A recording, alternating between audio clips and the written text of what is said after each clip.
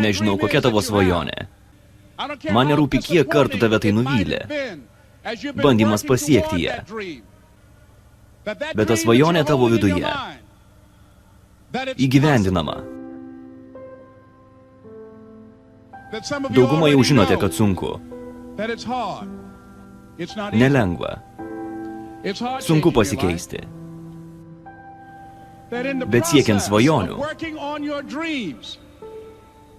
susidursite su daug sunkumų,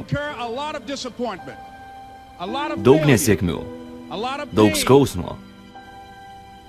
Ir akimirkų, kai pradėsite abejoti savimi. Klausite savęs, kodėl tai nutinka būtent man. Tiesiog bandau pasirūpinti vaikais, motina. Juk nebandau vogti. Kodėl viskas krenta ant mano pečių? Tiems, kurie patyrė daug sunkumų, nepasiduokit. Sunkumai ateina, bet jie tikrai neliks amžinai. Jie tam, kad išeitų. Puikybė – tai jausmas, kuris neleidžia sustoti, padeda mums perkopti mirties baimę. Ir jis nėra skirtas keliems išrinktiesiems. Kiekvienas gali jaustis puikiai.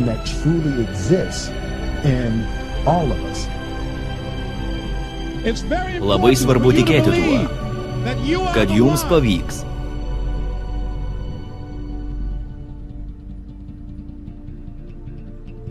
Dauguma žmonių sukuria šeimą, užaugina vaikus, užsidirba pragyvenimui ir miršta. Jie nustoja dirbti ties savimi, nustoja stengtis. Daug žmonių mėgsta skųstis, bet niekad nieko nedaro dėl savo blogo gyvenimo. Ir dauguma nesiekia savo svajonių. Kodėl? Pirmiausia, tai baimė. Nesėkmės baimė. Kas jei man nepavyks? Ir sėkmės baimė. Kas jei man pavyks ir aš nesusitvarkysiu? Jie nemėgsta rizikos.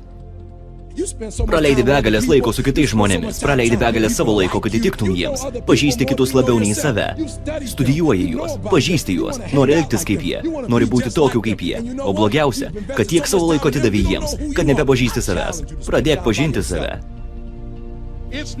Būtina nevykėlius pašalinti iš savo gyvenimo, jei nori pasiekti savo tikslų.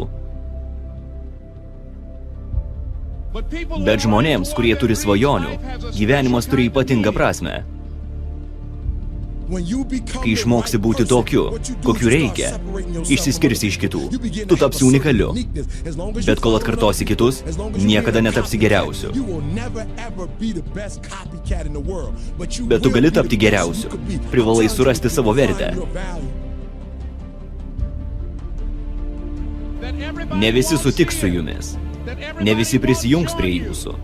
Ne visi supras minties. Svarbu tai žinoti, kad tu esi išskirtinis.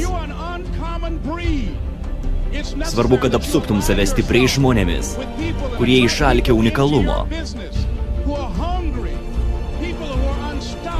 kurie nesustabdomi, tie, kurie atsisako palikti gyvenimą tokiu, koks jis yra būtent dabar, kurie kovoja prieš nugalėtojus ir niekada nepasiduoda,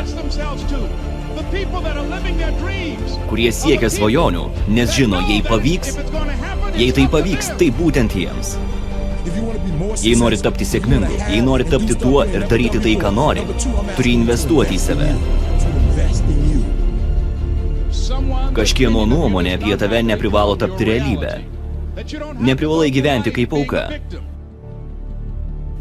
Ir net jei tau nepasiseks, turi suprasti tai.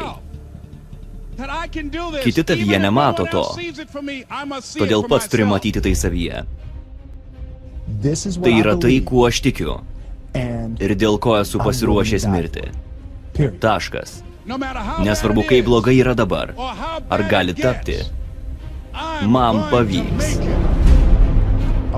Noriu pristatyti idėją, noriu pristatyti galimybės. Dauguma iš jūsų norit pasiekti naują lygmenį, norit dirbti taryboje, būti inžinieriumi, būti daktaru. Paklausyk, nepasieksi to kito lygmens, jei neinvestuosi į save, savo protą. Skaityk knygas, metu tau iššūkį, investuoti laiką, būti vienam, praleisti valandas ties savimi. Kol tapsi tuo, kuo esi, kol tapsi tuo, kuo nori būti, kol tapsi tuo, kokiu būti planavai, kol tapsi individualu, kuris supranta ir pradeda atsiskirti nuo kitų. Kol atsidursi vietoje, kurioje žmonių, kurie tave nervins, nebebus. Kodėl? Nes tau nusispjauti jų laimę. Tau svarbi tavo laimė, tavo pasiekimai. Privalai investuoti į save.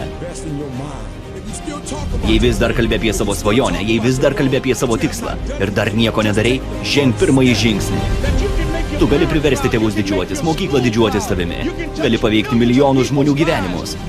Ir pasaulis niekad nebus toks pat. Nes tu ėjai šiuo keliu, neleisk niekam vogti tavo svajonių. Kai susitariai susitikti ir niekas neatėjo, arba kai kas nors sako, gali manim pasikliauti, tačiau jie paveda. Kas jei mes turim tokią nuomonę, kuri mus ves į priekį?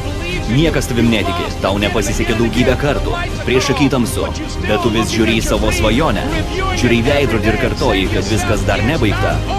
Tol, kol aš laimėsiu.